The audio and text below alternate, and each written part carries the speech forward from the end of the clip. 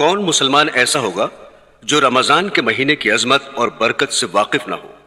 اللہ تعالیٰ نے یہ مہینہ اپنی عبادت کے لیے بنایا ہے اور نہ معلوم کیا کیا رحمتیں اللہ تعالیٰ اس مہینے میں اپنے بندوں کی طرف مبذول فرماتے ہیں۔ ہم اور آپ ان رحمتوں کا تصور بھی نہیں کر سکتے۔ اس مہینے کے اندر بعض اعمال ایسے ہیں جن کو ہر مسلمان جانتا ہے اور اس پر عمل بھی کرتا ہے۔ مثلا اس ماہ میں روزے فرض ہیں۔ الحمدللہ مسلمانوں کو روزہ رکھنے کی توفیق ہو جاتی ہے، اور تراویح کے بارے میں معلوم ہے کہ یہ سنت ہے اور مسلمانوں کو اس میں شرکت کی سعادت حاصل ہو جاتی ہے۔ لیکن اس وقت ایک اور پہلو کی طرف توجہ دلانا چاہتا ہوں۔ دوستو، عام طور پر یہ سمجھا جاتا ہے کہ رمضان المبارک کی خصوصیت صرف یہ ہے کہ اس میں روزے رکھے جاتے ہیں اور رات کے وقت تراویح پڑھی جاتی ہے، اور بس اس کے علاوہ اور کوئی خصوصیت نہیں۔ اس میں تو شک نہیں ہے کہ یہ دونوں عبادتیں اس مہینے کی بڑی اہم عبادات میں سے ہیں، لیکن بات صرف یہاں تک ختم نہیں ہوتی، بلکہ در حقیقت رمضان المبارک ہم سے اس سے زیادہ کا مطالبہ کرتا ہے۔ اور قرآن کریم میں اللہ جل شانہ نے ارشاد فرمایا ہے کہ میں نے جنات اور انسانوں کو صرف ایک کام کے لیے پیدا کیا، اور وہ یہ کہ میری عبادت کریں۔ گویا اللہ تعالیٰ نے انسان کی تخلیق کا بنیادی مقصد یہ بتایا کہ وہ اللہ کی عبادت کرے۔ یہاں بعض لوگوں کو، خاص کر نئی روشنی کے لوگوں کو، یہ شبہ ہوتا ہے کہ اگر انسان کی تخلیق کا مقصد صرف عبادت تھا تو اس کام کے لیے انسان کو پیدا کرنے کی کیا ضرورت تھی؟ یہ کام تو فرشتے پہلے سے بہت اچھی طرح انجام دے رہے تھے، اور وہ اللہ کی عبادت، تسبیح اور تقدیس میں لگے ہوئے تھے۔ یہی وجہ ہے کہ جب اللہ تعالیٰ نے حضرت آدم علیہ السلام کو تخلیق فرمانے کا ارادہ کیا اور فرشتوں کو بتایا کہ میں اس طرح کا ایک انسان پیدا کرنے والا ہوں، تو فرشتوں نے بے ساختہ یہ کہا کہ آپ ایک ایسے انسان کو پیدا کر رہے ہیں جو زمین میں فساد مچائے گا اور خون ریزی کرے گا، اور عبادت، تسبیح اور تقدیس ہم انجام دے رہے ہیں۔ اسی طرح آج بھی اعتراض کرنے والے یہ اعتراض کر رہے ہیں کہ اگر انسان کی تخلیق کا مقصد صرف عبادت ہوتا تو اس کے لیے انسان کو پیدا کرنے کی ضرورت نہیں تھی،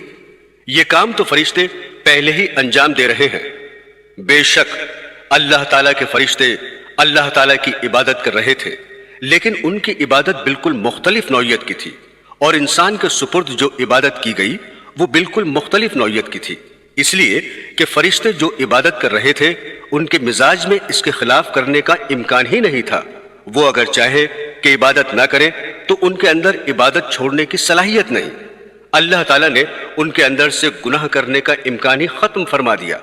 اور نہ انہیں بھوک لگتی ہے، نہ ان کو پیاس لگتی ہے، اور نہ ان کے اندر شہوانی تقاضا پیدا ہوتا ہے، حتیٰ کہ ان کے دل میں گناہ کا وسوسہ بھی نہیں گزرتا۔ گناہ کی خواہش اور گناہ پر اقدام تو دور کی بات ہے۔ اس لیے اللہ تعالیٰ نے ان کی عبادت پر کوئی اجر و ثواب بھی نہیں رکھا، کیونکہ اگر فرشتے گناہ نہیں کر رہے ہیں تو اس میں ان کا کوئی کمال نہیں، اور جب کوئی کمال نہیں تو پھر جنت والا اجر و ثواب بھی مرتب نہیں ہوگا۔ مثلا ایک شخص بینائی سے محروم ہے، جس کی وجہ سے ساری عمر اس نے نہ کبھی فلم دیکھی، نہ کبھی ٹی وی دیکھا، اور نہ کبھی غیر محرم پر نگاہ ڈالی۔ بتائیے کہ ان گناہوں کے نہ کرنے میں اس کا کیا کمال ظاہر ہوا؟ اس لیے کہ اس کے اندر ان گناہوں کے کرنے کی صلاحیت ہی نہیں ہے۔ لیکن ایک دوسرا شخص جس کی بینائی بالکل ٹھیک ہے، جو چیز چاہے دیکھ سکتا ہے، لیکن دیکھنے کی صلاحیت موجود ہونے کے باوجود جب کسی غیر محرم کی طرف دیکھنے کا تقاضا دل میں پیدا ہوتا ہے، وہ فوراً اللہ تعالیٰ کے خوف سے نگاہ نیچی کر لیتا ہے۔ اب بظاہر دونوں گناہوں سے بچ رہے ہیں، لیکن دونوں میں زمین آسمان کا فرق ہے۔ پہلا شخص بھی گناہ سے بچ رہا ہے اور دوسرا شخص بھی گناہ سے بچ رہا ہے، لیکن پہلے شخص کا گناہ سے بچنا کوئی کمال نہیں، اور دوسرے شخص کا گناہ سے بچنا کمال ہے۔ لہٰذا اگر ملائکہ صبح سے شام تک کھانا نہ کھائیں تو یہ کوئی کمال نہیں، اس لیے کہ انہیں بھوک ہی نہیں لگتی اور انہیں کھانے کی حاجت ہی نہیں، لہٰذا ان کے نہ کھانے پر کوئی اجر و ثواب بھی نہیں۔ لیکن انسان ان تمام حاجتوں کو لے کر پیدا ہوا ہے، لہٰذا کوئی انسان کتنے ہی بڑے سے بڑے مقام پر پہنچ جائے، حتیٰ کہ سب سے اعلیٰ مقام یعنی نبوت پر پہنچ جائے، تب بھی وہ کھانے پینے سے مستثنی نہیں ہو سکتا۔ چنانچہ کفار نے انبیاء پر یہی اعتراض کیا جس کے بارے میں قرآن پاک میں ارشاد ہوا، یہ رسول کیسے ہیں جو کھانا بھی کھاتے ہیں اور بازاروں میں چلتے پھرتے بھی ہیں؟ تو برادران اسلام، کھانے کا تقاضا انبیاء کے ساتھ بھی لگا ہوا ہے۔ اب اگر انسان کو بھوک لگ رہی ہے لیکن اللہ کے حکم کی وجہ سے کھانا نہیں کھا رہا ہے تو یہ کمال کی بات ہے۔ اس لیے اللہ تعالیٰ نے فرشتوں سے فرمایا کہ میں ایک ایسی مخلوق پیدا کر رہا ہوں جس کو بھوک بھی لگے گی، پیاس بھی لگے گی، اور اس کے اندر شہوانی تقاضے بھی پیدا ہوں گے، اور گناہ کرنے کے دائیے بھی ان کے اندر پیدا ہوں گے۔ لیکن جب گناہ کا دائیہ پیدا ہوگا اس وقت وہ مجھے یاد کر لے گا، اور مجھے یاد کر کے اپنے نفس کو اس گناہ سے بچا لے گا۔ اس کی یہ عبادت اور گناہ سے بچنا ہمارے یہاں قدر و قیمت رکھتا ہے، اور جس کا اجر و ثواب اور بدلہ دینے کے لیے ہم نے جنت تیار کر رکھی ہے، اس لیے کہ اس کے دل میں دائیہ اور تقاضا ہو رہا ہے، اور خواہشات پیدا ہو رہی ہیں، اور گناہ کے محرکات سامنے آ رہے ہیں، لیکن یہ انسان ہمارے خوف اور ہماری عظمت کے تصور سے اپنی آنکھ کو گناہ سے بچا لیتا ہے، اپنے کان کو گناہ سے بچا لیتا ہے، اپنی زبان کو گناہ سے بچا لیتا ہے، اور گناہوں کی طرف اٹھتے ہوئے قدموں کو روک لیتا ہے تاکہ میرا اللہ مجھ سے ناراض نہ ہو جائے۔ یہ عبادت فرشتوں کے بس میں نہیں تھی، اس عبادت کے لیے انسان کو پیدا کیا گیا۔ برادران اسلام، حضرت یوسف علیہ السلام کو جو فتنہ زلیخا کے مقابلے میں پیش آیا، کون مسلمان ایسا ہے جو اس کو نہیں جانتا؟ قرآن کریم کہتا ہے کہ زلیخا نے حضرت یوسف علیہ السلام کو گناہ کی دعوت دی۔ اس وقت زلیخا کے دل میں بھی گناہ کا خیال پیدا ہوا، اور حضرت یوسف علیہ السلام کے دل میں بھی گناہ کا خیال آ گیا۔ عام لوگ تو اس سے حضرت یوسف علیہ السلام پر اعتراض اور ان کی تنقیص بیان کرتے ہیں، حالانکہ قرآن کریم یہ بتلانا چاہتا ہے کہ گناہ کا خیال آ جانے کے باوجود اللہ تعالیٰ کے خوف اور ان کی عظمت کے استحضار سے اس گناہ کے خیال پر عمل نہیں کیا، اور اللہ تعالیٰ کے حکم کے آگے سر تسلیم خم کر لیا۔ لیکن اگر گناہ کا خیال بھی دل میں نہ آتا اور گناہ کرنے کی صلاحیت ہی نہ ہوتی اور گناہ کا تقاضا ہی پیدا نہ ہوتا تو پھر 1000 مرتبہ زلیخا گناہ کی دعوت دے، پھر تو کمال کی کوئی بات نہیں تھی۔ کمال تو یہی تھا کہ گناہ کی دعوت دی جا رہی ہے، ماحول بھی موجود ہے، حالات بھی سازگار ہے، اور دل میں خیال بھی آ رہا ہے، لیکن ان سب چیزوں کے باوجود اللہ کے حکم کے آگے سر تسلیم خم کر کے فرمایا کہ معاذ اللہ، میں اللہ کی پناہ چاہتا ہوں۔ یہ عبادت ہے جس کے لیے اللہ تعالیٰ نے انسان کو پیدا فرمایا۔ جب انسان کا مقصد تخلیق عبادت ہے تو اس کا تقاضا یہ تھا کہ جب انسان دنیا میں آئے تو صبح سے لے کر شام تک عبادت کے علاوہ کوئی اور کام نہ کرے، اور اس کو دوسرے کام کرنے کی اجازت نہ ہونی چاہیے۔ چنانچہ دوسری جگہ قرآن کریم نے فرمایا ہے کہ اللہ تعالیٰ نے مومنوں سے ان کی جانیں اور ان کے مال خرید لیے، اور اس کا معاوضہ یہ مقرر فرمایا کہ آخرت میں ان کو جنت ملے گی۔ جب ہماری جانیں بک چکی ہیں تو یہ جانیں جو ہم لیے بیٹھے ہیں وہ ہماری نہیں ہیں، بلکہ بکا ہوا مال ہے، اس کی قیمت لگ چکی ہے۔ جب یہ جان اپنی نہیں ہے تو اس کا تقاضا یہ تھا کہ اس جان اور جسم کو سوائے اللہ کی عبادت کے دوسرے کام میں نہ لگایا جائے۔ لہٰذا اگر ہمیں اللہ تعالیٰ کی طرف سے یہ حکم دیا جاتا ہے کہ تمہیں صبح سے شام دوسرے کام کرنے کی اجازت نہیں، بس صرف سجدے میں پڑے رہا کرو اور اللہ اللہ کیا کرو، دوسرے کاموں کی اجازت نہیں، نہ کمانے کی اجازت ہے نہ کھانے کی اجازت ہے، تو یہ حکم انصاف کے خلاف نہ ہوتا، اس لیے کہ پیدا ہی عبادت کے لیے کیا گیا۔ لیکن قربان جائیے ایسے خریدار پر کہ اللہ تعالیٰ نے ہماری جان و مال کو خرید بھی لیا اور اس کی قیمت بھی پوری لگا دی، یعنی جنت، پھر وہ جان و مال ہمیں واپس بھی لوٹا دیا کہ یہ جان و مال تم اپنے پاس رکھ لو، اور ہمیں اس بات کی اجازت دی کہ کھاؤ پیو کماؤ اور دنیا کے کاروبار کرو، بس 5 وقت کی نماز پڑھ لیا کرو اور فلاں چیزوں سے پرہیز کرو، باقی جس طرح چاہو کرو۔ یہ اللہ تعالیٰ کی عظیم رحمت اور عنایت ہے۔ لیکن دوستو، جائز کرنے کا نتیجہ کیا ہوتا ہے؟ اللہ تعالیٰ بھی جانتے تھے کہ جب یہ انسان دنیا کے کاروبار اور کام دھندوں میں لگے گا تو رفتہ رفتہ اس کے دل پر غفلت کے پردے پڑ جایا کریں گے اور دنیا کے کاروبار اور دھندوں میں کھو جائے گا، تو اس غفلت کو دور کرنے کے لیے وقتاً فوقتاً کچھ اوقات مقرر فرما دیے ہیں۔ ان میں سے ایک رمضان المبارک کا مہینہ ہے، اس لیے کہ سال کے 11 مہینے تو آپ تجارت میں، زراعت میں، مزدوری میں اور دنیا کے کاروبار اور دھندوں میں کھانے کمانے اور ہنسنے بولنے میں لگے رہے، اور اس کے نتیجے میں دلوں پر غفلت کا پردہ پڑنے لگتا ہے۔ اس لیے ایک مہینہ اللہ تعالیٰ نے اس کام کے لیے مقرر فرما دیا کہ اس مہینے میں تم اپنے اصل مقصد تخلیق یعنی عبادت کی طرف لوٹ کر آؤ، جس کے لیے تمہیں دنیا میں بھیجا گیا اور جس کے لیے تمہیں پیدا کیا گیا۔ اس ماہ میں اللہ کی عبادت میں لگو اور 11 مہینے تک تم سے جو گناہ سرزد ہوئے ہیں ان کو بخشواؤ، اور دل کی صلاحیتوں پر جو میل آ چکا ہے اس کو دھلواؤ، اور دل میں جو غفلت کے پردے پڑ چکے ہیں ان کو اٹھواؤ۔ اس کام کے لیے ہم نے یہ مہینہ مقرر کیا ہے۔ ایک حدیث ہے، حضرت سلمان رضی اللہ تعالیٰ عنہ کہتے ہیں کہ نبی کریم صلی اللہ علیہ وسلم نے شعبان کی آخری تاریخ میں ہم لوگوں کو واعظ فرمایا کہ تمہارے اوپر ایک مہینہ آ رہا ہے جو بہت بڑا مہینہ ہے، بہت مبارک مہینہ ہے۔ اس میں ایک رات ہے شب قدر جو ہزاروں مہینوں سے بڑھ کر ہے۔ اللہ تعالیٰ نے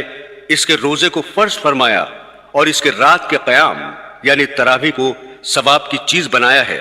جو شخص اس مہینے میں کسی نیکی کے ساتھ اللہ کا قرب حاصل کرے ایسا ہے جیسا کہ غیر رمضان میں فرض ادا کیا، اور جو شخص اس مہینے میں کسی فرض کو ادا کرے وہ ایسا ہے جیسا کہ غیر رمضان میں 70 فرض ادا کرے۔ یہ مہینہ صبر کا ہے اور صبر کا بدلہ جنت ہے، اور یہ مہینہ لوگوں کے ساتھ غمخواری کرنے کا ہے۔ اس مہینے میں مومن کا رزق بڑھا دیا جاتا ہے۔ جو شخص کسی روزہ دار کا روزہ افطار کرائے اس کے لیے گناہوں کے معاف ہونے اور آگ سے خلاصی کا سبب ہوگا، اور روزہ دار کے ثواب کی مانند اس کو ثواب ہوگا، مگر اس روزہ دار کے ثواب سے کچھ کم نہیں کیا جائے گا۔ صحابہ نے عرض کیا، یا رسول اللہ، ہم میں سے ہر شخص تو اتنی وسعت نہیں رکھتا کہ روزہ دار کو افطار کرائے۔ تو آپ صلی اللہ علیہ وسلم نے فرمایا کہ پیٹ بھر کھلانے پر موقوف نہیں، یہ ثواب تو اللہ جل شانہ ایک کھجور سے کوئی افطار کرا دے یا ایک گھونٹ پلا دے یا ایک گھونٹ لسی پلا دے اس پر بھی مرحمت فرماتے ہیں۔ یہ ایسا مہینہ ہے کہ اس کا اول حصہ اللہ کی رحمت ہے، اور درمیانی حصہ مغفرت ہے، اور آخری حصہ آگ سے آزادی ہے۔ جو شخص اس مہینے میں ہلکا کر دے اپنے غلام و خادم کے بوجھ کو، حق تعالی جل شانہ اس کی مغفرت فرماتے ہیں اور آگ سے آزادی فرماتے ہیں۔ اور 4 چیزوں کی اس میں کثرت رکھا کرو، جن میں سے 2 چیزیں اللہ تعالیٰ کی رضا کے واسطے اور 2 چیزیں ایسی ہیں کہ جن سے تمہیں چارہ کار نہیں۔ پہلی 2 چیزیں جن سے تم اپنے رب کو راضی کرو وہ کلمہ طیبہ اور استغفار کی کثرت ہے، اور دوسری 2 چیزیں یہ ہیں کہ جنت کی طلب کرو اور آگ سے پناہ مانگو۔ جو شخص کسی روزہ دار کو پانی پلائے، حق تعالیٰ قیامت کے دن میری حوض سے اس کو ایسا پانی پلائیں گے جس کے بعد جنت میں داخل ہونے تک پیاس نہیں لگے گی۔ عزیزان گرامی، لفظ رمضان میم کے سکون کے ساتھ ہم غلط استعمال کرتے ہیں۔ صحیح لفظ رمضان میم کے زبر کے ساتھ ہے، اور رمضان کے لوگوں نے بہت سے معنی بیان کیے ہیں، لیکن اصل عربی زبان میں رمضان کے معنی ہے جھلسا دینے والا اور جلا دینے والا، اور اس ماہ کا یہ نام اس لیے رکھا گیا کہ سب سے پہلے جب اس ماہ کا نام رکھا جا رہا تھا اس سال یہ مہینہ شدید جھلسا دینے والا گرمی میں آیا تھا، اس لیے لوگوں نے اس کا نام رمضان رکھ دیا۔ لیکن علماء نے فرمایا کہ اس ماہ کو رمضان اس لیے کہا جاتا ہے کہ اس مہینے میں اللہ تعالیٰ اپنی رحمت سے، اپنے فضل و کرم سے بندوں کے گناہوں کو جھلسا دیتے ہیں، جلا دیتے ہیں۔ اس مقصد کے لیے اللہ تعالیٰ نے یہ مہینہ مقرر فرمایا۔ 11 مہینے دنیاوی کاروبار، دنیاوی دھندوں میں لگے رہنے کے نتیجے میں غفلتیں دل پر چھا گئیں، اور اس عرصے میں جن گناہوں اور خطاؤں کا ارتکاب ہوا ان کو اللہ تعالیٰ کے حضور حاضر ہو کر انہیں بخشوا لو، اور غفلت کے پردوں کو دل سے اٹھا دو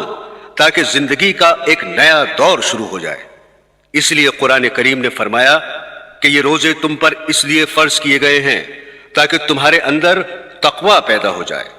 تو رمضان کے مہینے کا اصل مقصد یہ ہے کہ سال بھر کے گناہوں کو بخشوانا اور غفلت کے حجاب دل سے اٹھانا اور دلوں میں تقوی پیدا کرنا۔ جیسے کسی مشین کو جب کچھ عرصے استعمال کیا جائے تو اس کے بعد اس کی سروس کرانی پڑتی ہے، اس کی صفائی کرانی ہوتی ہے، اسی طرح اللہ تعالیٰ نے انسان کی سروس اور اوور ہالنگ کے لیے یہ رمضان المبارک کا مہینہ مقرر فرمایا تاکہ اس مہینے میں اپنی صفائی کراؤ اور اپنی زندگی کو ایک نئی شکل دو۔ عزیزان گرامی،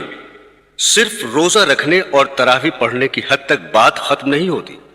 بلکہ اس مہینے کا تقاضا یہ ہے کہ انسان اپنے آپ کو اس مہینے میں دوسرے کاموں سے فارغ کر لے، اس لیے کہ 11 مہینے تک زندگی کے دوسرے کام دھندوں میں لگے رہے، لیکن یہ مہینہ انسان کے لیے اس کی اصل مقصد تخلیق کی طرف لوٹنے کا مہینہ ہے۔ اس لیے اس مہینے کے تمام اوقات، ورنہ کم از کم اکثر اوقات، یا جتنا زیادہ سے زیادہ ہو سکے اللہ کی عبادت میں صرف کرے، اور اس کے لیے انسان کو پہلے سے تیار ہونا چاہیے اور اس کا پہلے سے پروگرام بنانا چاہیے۔ آج کل عالم اسلام میں ایک بات چل پڑی ہے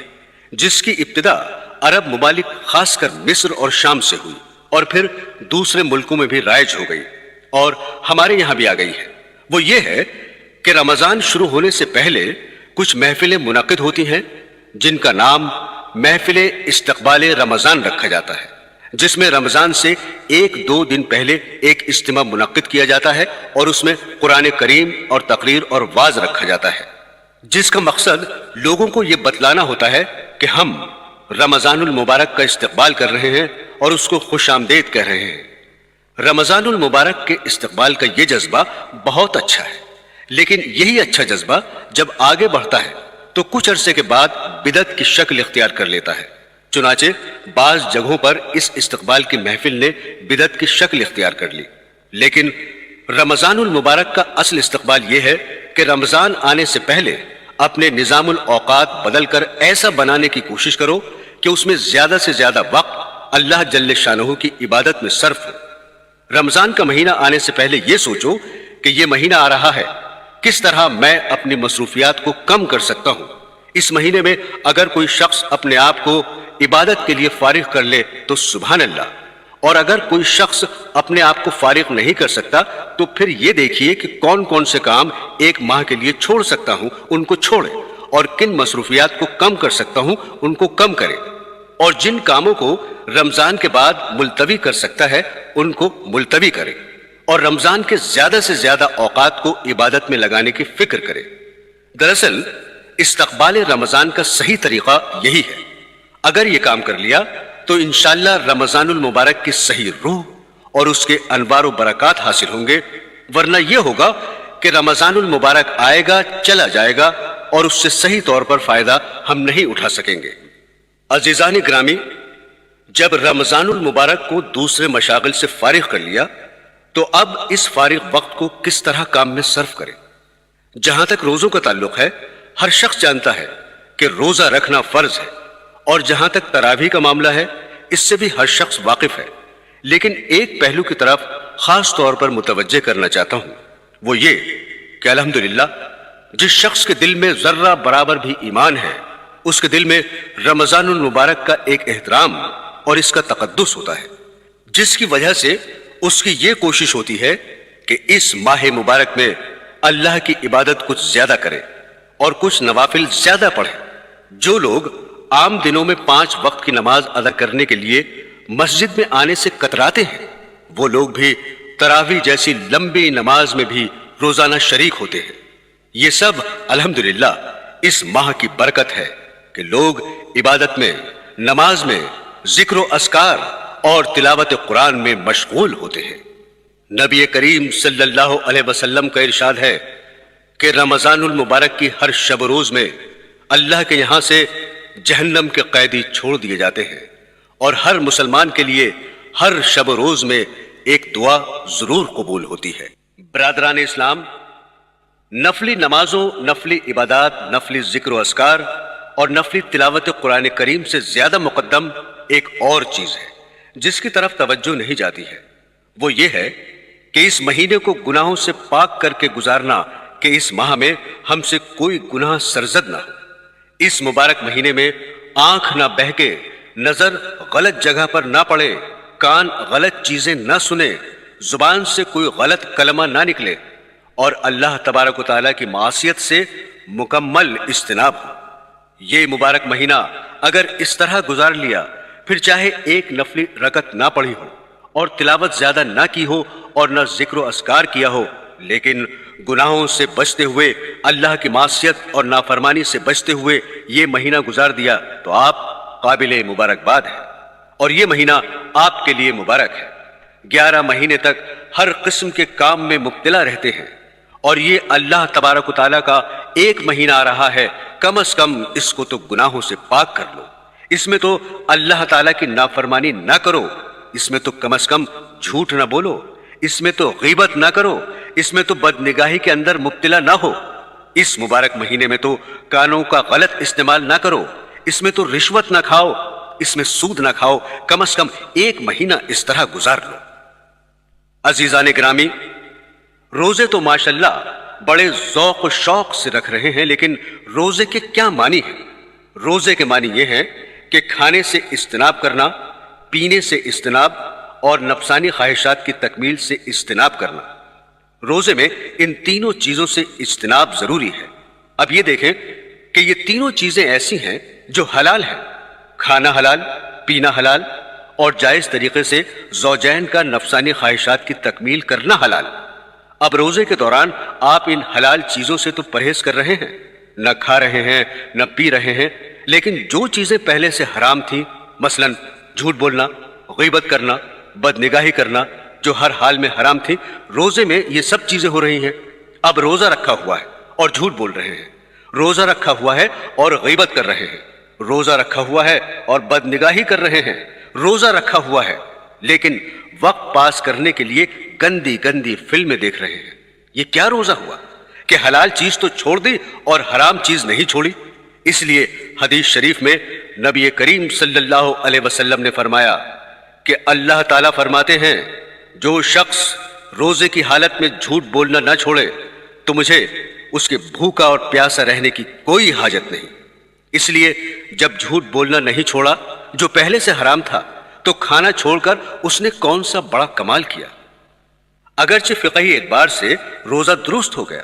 اگر کسی مفتی سے پوچھو گے کہ میں نے روزہ بھی رکھا تھا اور جھوٹ بھی بولا تھا، تو وہ مفتی یہی جواب دے گا کہ روزہ درست ہو گیا، اس کی قضا واجب نہیں۔ لیکن اس کی قضا واجب نہ ہونے کے باوجود اس روزے کا ثواب اور برکات ملیا میٹ ہو گئی، اس واسطے کہ تم نے اس روزے کی روح حاصل نہیں کی۔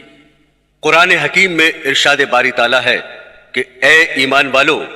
تم پر روزے فرض کیے گئے جیسے پچھلی امتوں پر فرض کیے گئے۔ کیوں روزے فرض کیے گئے؟ تاکہ تمہارے اندر تقوی پیدا ہو، یعنی روزہ اصل میں اس لیے تمہارے ذمے شروع کیا گیا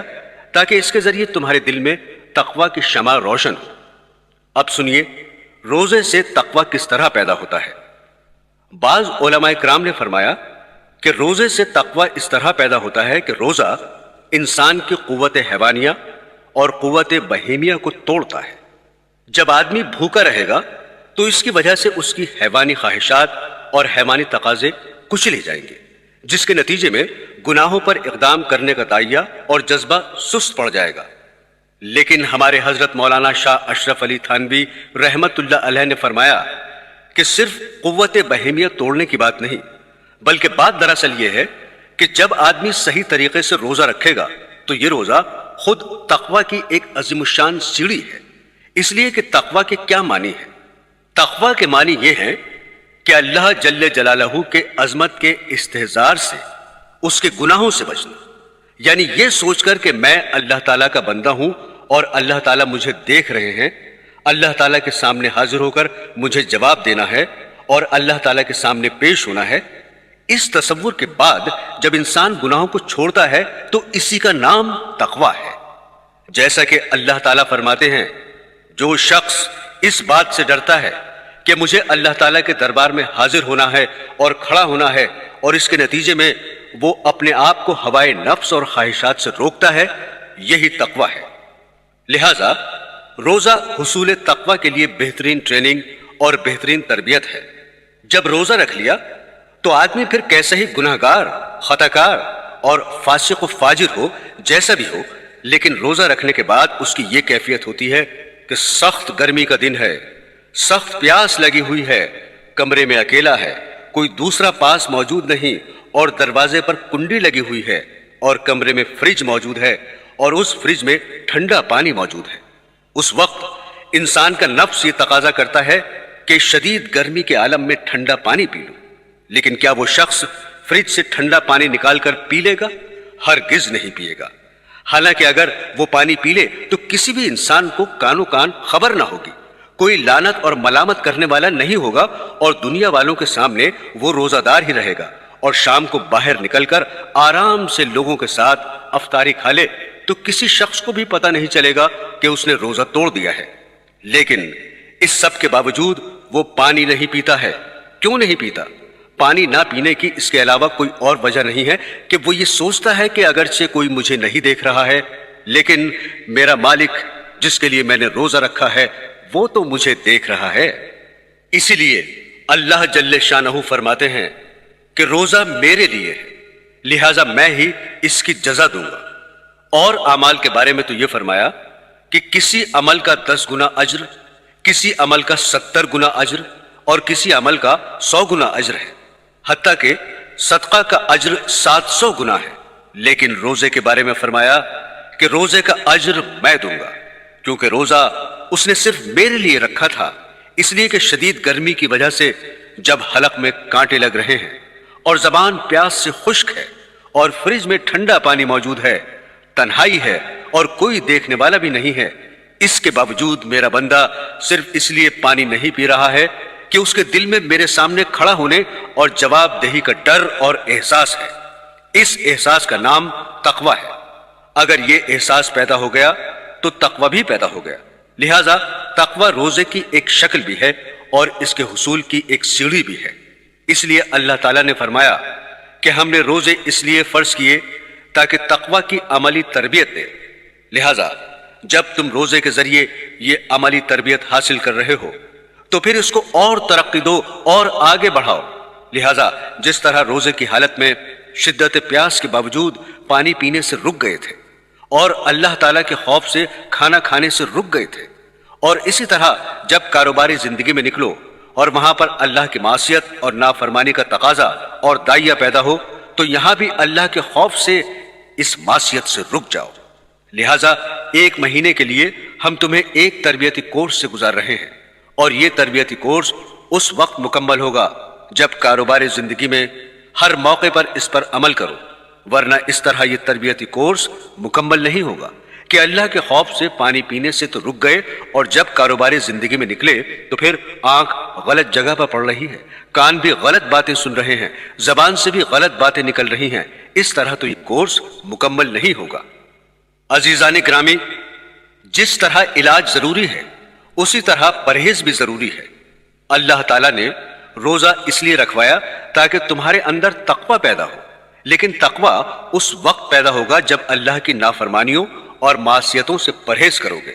مثلا کمرے کو ٹھنڈا کرنے کے لیے آپ نے اس میں ایئر کنڈیشن لگایا، اور ایئر کنڈیشن کا تقاضا یہ ہے کہ وہ پورے کمرے کو ٹھنڈا کر دے۔ اب آپ نے اس کو آن کر دیا، لیکن ساتھ ہی اس کمرے کی کھڑکیاں اور دروازے کھول دیے۔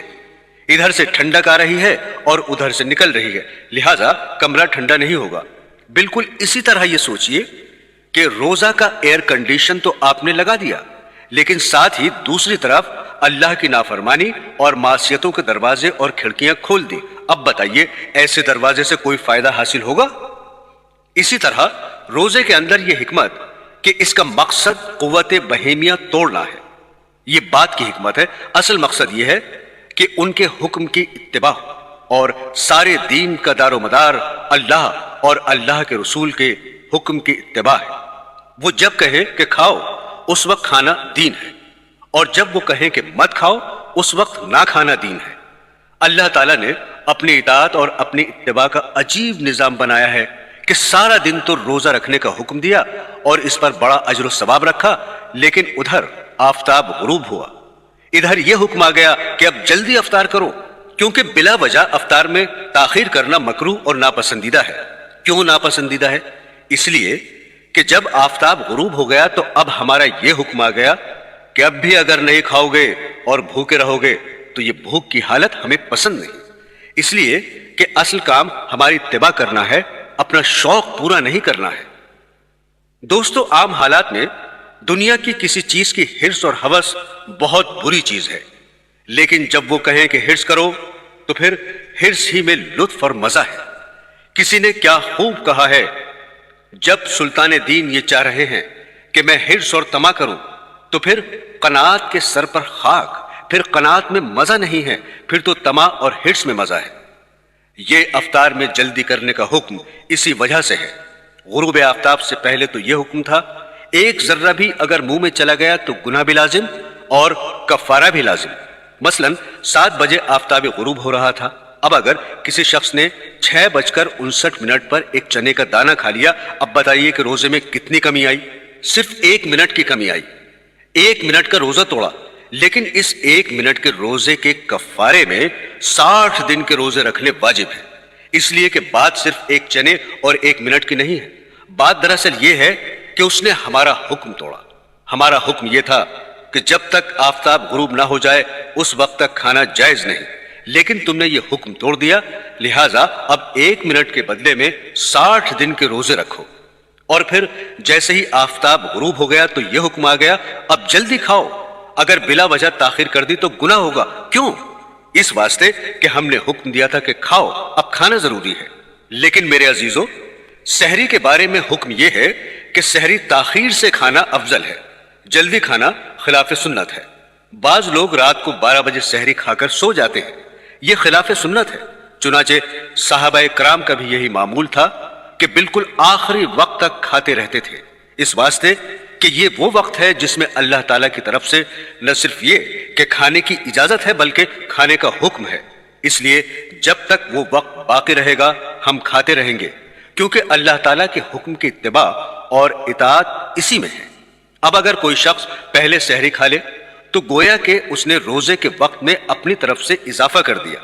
اس لیے پہلے سے سحری کھانے کو ممنوع قرار دیا گیا۔ پورے دین میں سارا کھیل اتباع کا ہے۔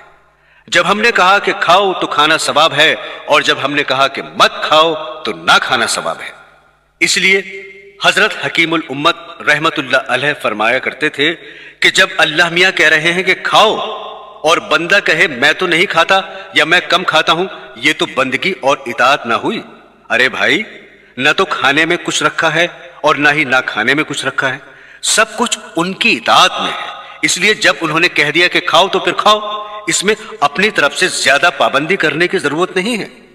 نبی کریم صلی اللہ علیہ وسلم کا ارشاد ہے کہ ہمارے اور اہل کتاب یعنی یہود و نصارہ کے روزے میں سحری کھانے سے فرق ہوتا ہے کہ وہ سحری نہیں کھاتے۔ ایک جگہ ارشاد ہے کہ سحری کھایا کرو کہ اس میں برکت ہے، ایک جگہ ارشاد ہے کہ 3 چیزوں میں برکت ہے،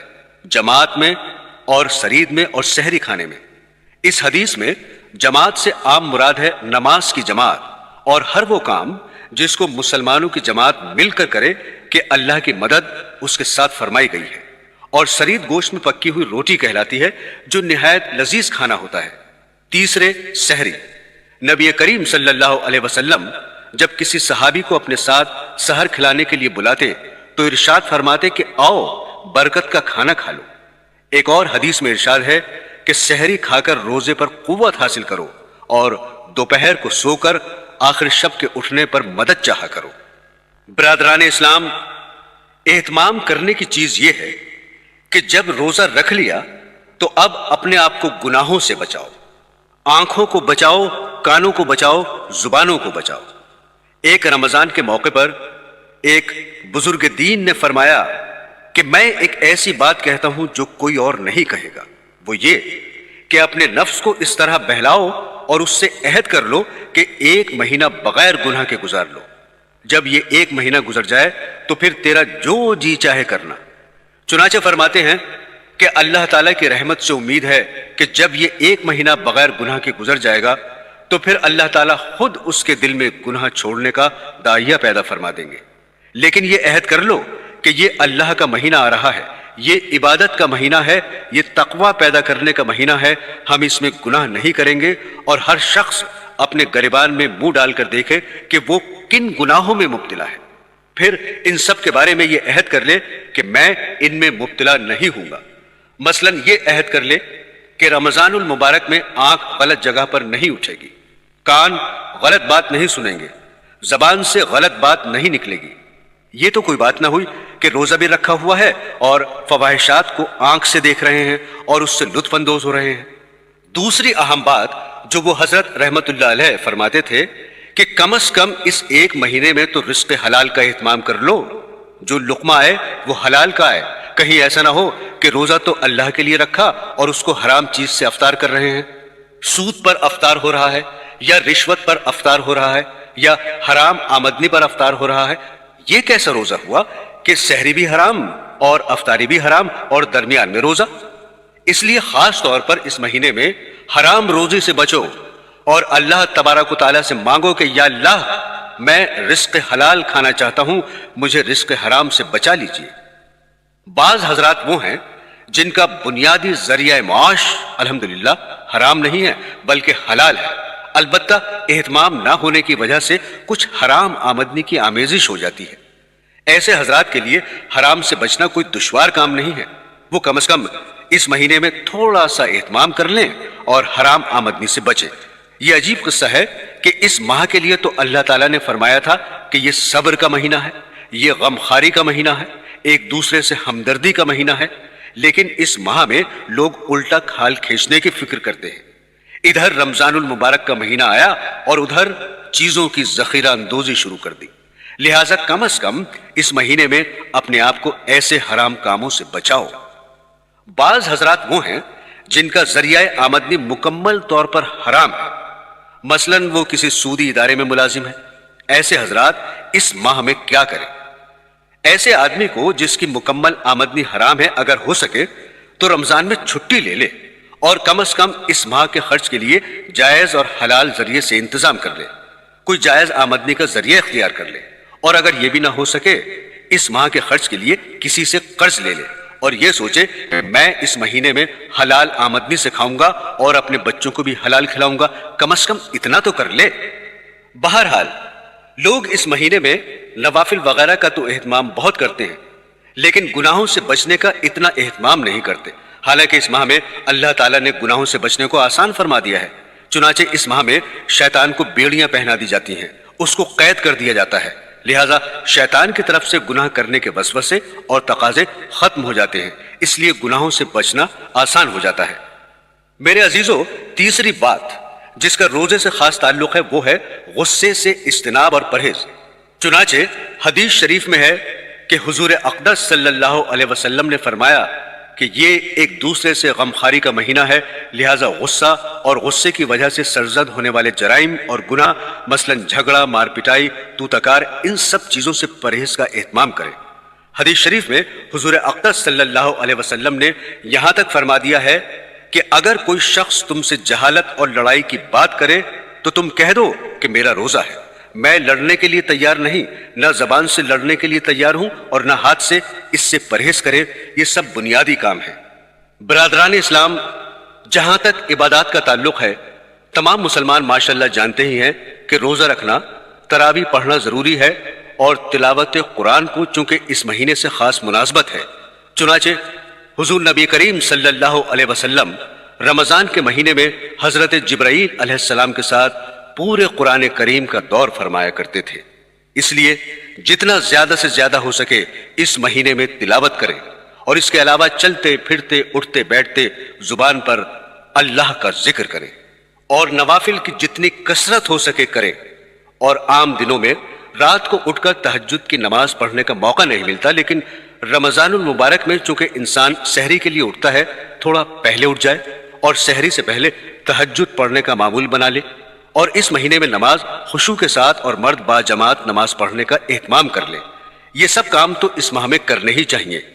یہ رمضان المبارک کی خصوصیات میں سے ہیں، لیکن ان سب چیزوں سے زیادہ اہم گناہوں سے بچنے کی فکر ہے۔ اللہ تعالی ہم سب کو ان باتوں پر عمل کرنے کی توفیق عطا فرمائے۔